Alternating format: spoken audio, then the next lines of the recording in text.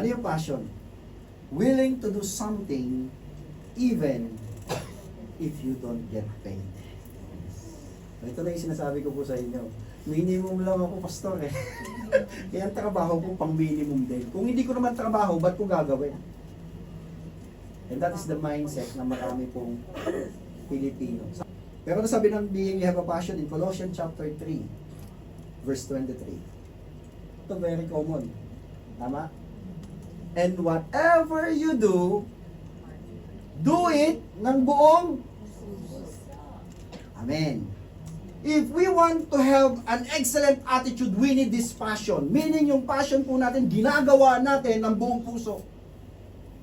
Yung paglilingkod kay Lord, ginagawa ng buong puso. Yes, napapagod. Yes, minsan nagkakaroon ng problema. Yes, minsan parang durog na, pero with passion pa din na ng kumikilos at tumutulong sa gawain ng Panginoon. Ang lingkod ng Diyos na merong passion, He will do everything to be in the fellowship. Amen? Minsan masakit, minsan nakakadurog ng puso, minsan you are unappreciated, hindi ka na-appreciate. Eh ano ngayon? Apresyado naman ni Lord. Amen. Kapatid, when we talk about passion, we are talking about here, the heart. Kahit durog yan, maglilingkod yan. Kahit nasasaktan yan, tutuloy yan.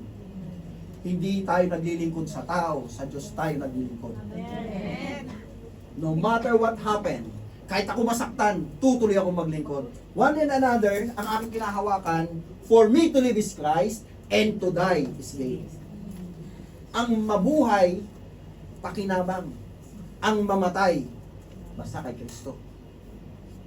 Amen? Kapatid, kailangan natin muling i-restore yung passion natin sa paglilingkod kay Lord. Kumusta na ba ang passion natin? Kumusta na ba yung ating puso sa paglilingkod sa Panginoon? Check always our heart. Amen? Tingnan natin yung puso natin. Kasi kung ano ang laman nito, yun ang lalabas dito. That's what the Bible says. Kung anong pumupuno dito, yun ang lalabas. Kung punong-puno tayo ng galit, ang lalabas sa atin, ano talaga yun? Pinag-pray ko yung pastor. Anong pray mo? Pinag-pray ko siya, sana madapa siya in Jesus' name. Kapatid, at least pinag-pray, di ba? Sabi mo, pastor, pag-pray. Kasi pag punong-puno ho tayo ng galit, yun po ang lalabas sa atin. Pero kung punong-puno tayo ng pagmamahal ng Diyos, kahit may pagkakamali yung kapatid mo, mahal kita, I love you in the love of the Lord.